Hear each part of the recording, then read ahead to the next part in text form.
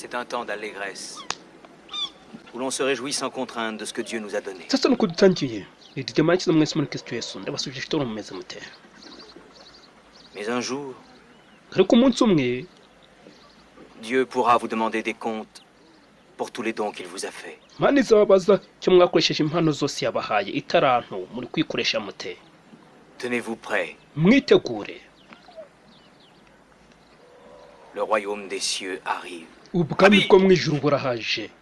Tu dis que le royaume des cieux va arriver. Uravuze ngo ubwami bwo mu ijuru Et bugiye quand kuza. exactement va-t-il arriver? Quand Buzaza tu vois les cyane. nuages qui viennent par l'est, Iyo ubonye ibicu bivuye mu tu dis la pluie burasirazuba arrive. uravanga imvura ainsi on iraje maze bikaba. Par contre, si le vent du désert se lève, Kandi umuyaga wo mu tu butayu dis il va uje faire chaud. uravuga ngo buraza Ainsi en est-il. gushyuha bikaba koko. Chacun de vous sait lire les signes de la Bimwe- terre et du ciel. Ngo muri mwe azi gusoma ibimenyetso by'isi n'ijuru ijuru bumva ikirere. Comment se fait-il que vous ne sachiez pas lire les signes des temps, mes frères? Gute mutazi gusoma ibimenyetso by'ibihe bene data? Le royaume des cieux est ici, Ubwami bwo mu ijuru burahangaha. maintenant. Kandi ubu nonaha mena. Tu n'es pas le bienvenu ici, me Sasa semble-t-il. itegeza mari kubwirwa ahangaha urasa nkaho Je ne sais pas comment tu te ntahaze nommes. uhahawe uhafite ngo Je sinzi connais uko ta witwa ariko umwuga wawe ndawuzi. Lévi, Vuga ngo ni Matthieu, les habitants Lévi. m'appellent des deux façons. cyangwa se Matayo abantu nuko banyita. J'aurais été Sasa heureux de iyo bari parler, mais dans un kumuseka endroit où nous aurions été les bienvenus. yumva asa Est-ce nkaho que ta nta maison est kaze afite agiye kugenda baramubaza mbese inzu yawe ituye kure Pourquoi iri demande tout kure mbese ituye kure Je kubera icyo voudrais aller ukumbaza souper chez ibyo. toi ce soir.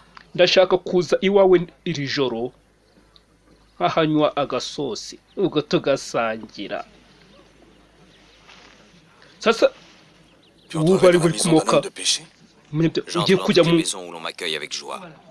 mu rugo rw'abanyabyaha njyaho aho baranyakira n'amahoro n'ibyishimo. Sore mumbabarire Moi j'ai faim, mangeons. umva njye ndasonje turye. Oya Attendez, j'ai une histoire à raconter. mwe muretse mfite inkuru yo kubabwira. Sasa igihe cy'inkuru kiba kiryoshye hano hari ubyumvishe menya ko inkuru nkanjye mwicare mutuze. Kera turi abana mukecuru gakora tubwira inkuru twicaye hano Qui avait deux fils. nijoro turi kota ngo hariho umugabo wari ufite abana babiri Un beau jour, le cadet de ses ducira fils dit imigani à son père, bisakuza ibintu nk'ibyo ngo sasa umwe muri donne-moi la part de tes biens à laquelle j'ai abo droit. bana bucura abwira se mpereza Le père partage umugabane ses richesses et w'ibyo tous ses biens nkwiye. entre ses deux fils. Ese agabanya Et sans plus tunzi bwe mu attendre, bana babe babiri ce nta fils gutegereza cadet sasa bucura partit pour un pays éloigné. tajya mu Et gihugu là, cya kure. il dissipa tout son bien en vivant dans la débauche. iyo ngiyo yayisha umugabane we Peu de temps arya après isi cela, cyo bita kurya isi buriya ntibyakoze. Une Igihe grande sasa nyuma famine y'ibyo s'abattit sur le pays. inzara iratera Le jeune homme se ruzagayura. trouva dans le besoin. Umwana atangira kwibona Il vint yakennye supplier un fermier de l'engager pour soigner ses pourceaux. ajya S'il kwinginga avait ngo amuhe tellement akazi ko faim que même kureba les cosses de caroube qu'il donnait au porc lui paraissaient kugira un ingurube délice. ariko agatangira no kumva yahazwa n'iby'ingurube ariko Et personne ne lui permettait d'en manger. byose ngo babimwemerere ntibabimwemerere ingurube zibayeho neza Alors, étant kumurusha. rentré en lui-même, Nuko yigarukaho il se dit, aribwira chez nous, iwacu chacun, même un serviteur de la maison, a du pain à volonté yewe umwe mu bagaragu we et de tout en abona abondance. umutsima nk'uko abishatse kandi akawubona ku Tandis qu'ici, bwinshi. moi, je meurs de faim. Naho njye ndiho ndapfa n'inzara. Yewe Je vais we retourner chez mon père ngiye kwisubirira kwa data et je lui demanderai de m'engager comme serviteur. maze musabe angire nk'umugaragu we amakazi ampake. Uri umunyabyaha cyo gira. Et aussitôt, il se mit en route. Maze afata inzira akubitiriza aragenda. Et comme il était encore à une bonne distance de sa maison, Akiri mu ntera nziza kure y'inzu de ye loin son père le vit qui venait vers lui. ari kure se amubona azamusanga. Et il fut profondément ému de compassion. Imbabazi ziramwuzura. Ise Il courut vers son fils, hariruka nkamusanga umuhungu we il le serra contre lui hahura et nawe l'embrassa. aramuyambira Le jeune homme anamusoma. dit, Umwana mon aravuga père, ngo j'ai péché contre le ciel et contre toi. papa nagucumuye ku Je ne ijuru suis plus ndetse digne nawe d'être appelé ton fils. sinkikwiye kwitwa umuhungu wawe. Mais son père fit venir ses serviteurs. Ariko ise ahita abwira umugaragu we Apportez vite la aramubwira plus belle robe. muzane ikanzu nziza Mettez-lui un muyimwambike anneau au doigt et des souliers. mumwambike impeta mu rutoki ndetse Tuez le n'inkweto mu veau mangeons mu et birenge. réjouissons-nous. Mwice ikibyibushye kubaga turye twishime. Mon fils que voici était Kimasa mort cyakuze kuko umuhungu wanjye yarapfuye et il est revenu à la vie. none yagarutse mu buzima yazutse. Sasa iyo umunyabyaha yihanye nuko bigenda abagarutse mu buzima muri hehe abakiri mu byaha. Le fils aîné, Sasa pendant ce temps, umuhungu w'imfura muri uwo mwanya travaillait dans les champs. yari gukora mu murima. Lorsqu'il revint et approcha de la maison, ari haza yegera inzu ye il entendit le son iwabo de la musique et des danses. yumva amajwi y'imiziki n'imbyino. Il appela un des serviteurs et lui demanda ce que c'était. ahamagara umugaragu umwe aramubaza mbese ni iki. Le serviteur le lui dit. umugaragu aramubwira ngo Et à cette nouvelle, le arabimubwira. fils aîné fut saisi d'une violente kimara colère. gufata amakuru umwana w'imfura yuzura umujinya yanga kwinjira mu Le père nzu. sortit et ise tenta de lui arasohoka parler. Mais il ne agerageza voulait pas entendre. kumubwira ariko we nta kintu ashaka Quoi? kuvuga. J'ai iki travaillé pour toi. Tout ce nagukoreye temps, toutes ces années iki sans gihe avoir cyose transgressé une seule fois tes ordres. imyaka yose nta gucumura ku Et en tout itegeko ce ryawe na temps, jamais rimwe. tu ne m'as même offert un chevreau afin que je puisse me réjouir un peu avec mes amis. muri icyo gihe cyose nta nubwo aba Et comment umpaye umwana w'ihene celui ngo qui a mwishimane mangé bien avec des n'inshuti prostituées. ze ariko bucura bwawe araje wasangiye na za maraya Le veau gras. kuri we umubagiye ikimasa kibyibushye. Mon fils, mwana wanjye dit le père. ise ari buvuga. Mon fils, mwana wanjye essaie de comprendre. gerageza kumva. Toi, tu es Weho. toujours avec moi. buri gihe Tout ce twarahoranye que j'ai est à toi. byose mfite ni ibyawe ariko Il fallait festoyer et se réjouir, birakwiye ko twishima tukanezerwa car ton frère était mort kuko murumuna wawe yari yarapfuye mu banyabyaha mumeze mutemaho muri et il est revenu niko à la vie. none yazutse. tarakira Yesu Kristo nk'umwami n'umukiza w'ubugingo bwawe cyote bukuru urakererwa.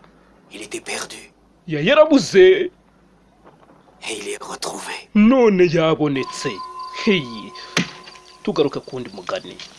Ne croyez pas que je sois venu apporter la paix sur la terre. nimwibwire yuko nazanywe no kuzana amahoro Je ne suis pas mu venu isi. apporter la paix, sinazanywe no kuzana amahoro. ndababwira ngo muze muri Kristo mais une épée. ibi nabyo mukwiye kubimenya ngo ahubwo inkota.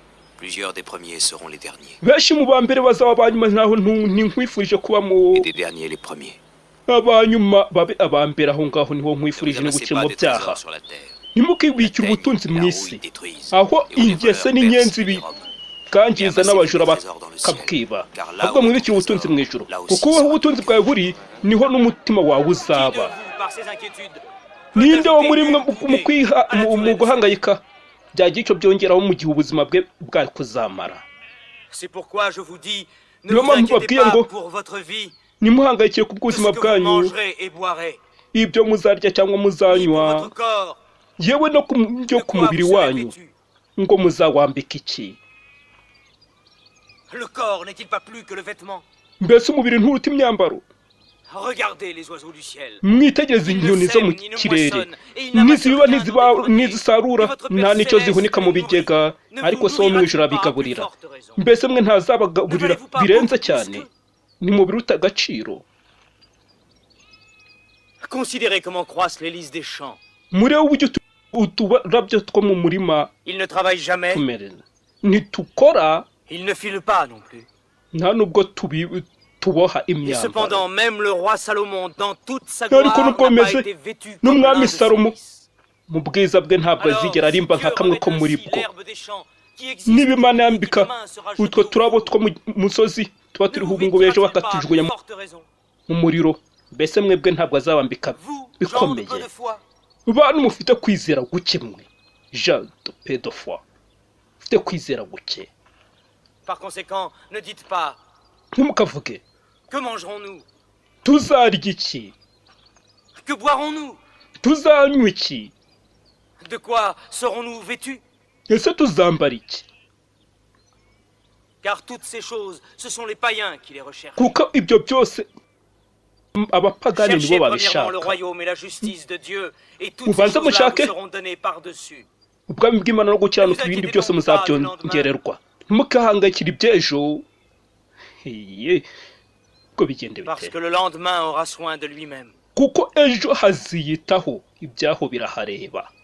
bimeze bite? buri munsi ukwiye ibyawo byago.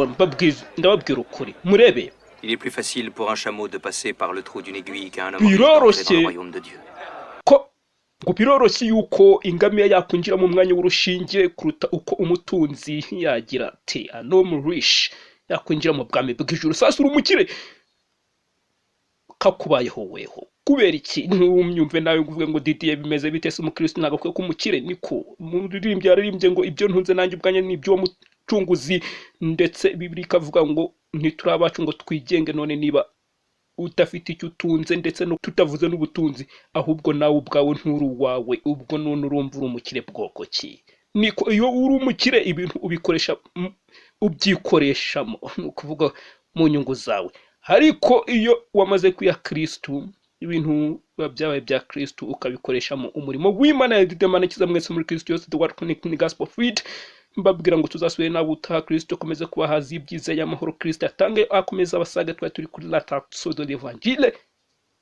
Mugenzi munyetorero uri mu rugendo, ndakubwira ngo kuhaje cyane. Au revoir.